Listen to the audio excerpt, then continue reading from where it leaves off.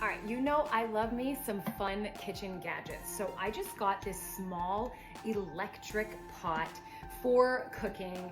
You can see over here is where you plug it in with this plug right here, and this is where you determine high, medium, low for like the heat when you are cooking on this thing.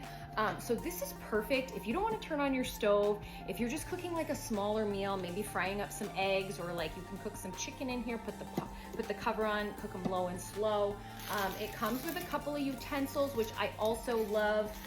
This is a really cool thing, like I said, if you don't want to like be turning on your whole oven or stove or whatever, or you just want to cook some stuff and not totally make a mess of your kitchen like I usually do. This is a good size. This could probably fit 6 to 8 maybe chicken drumsticks. So it's a decent size. It's really deep too, so you can have some liquid down there boiling. You can make a little soup on here, or there's so many different options.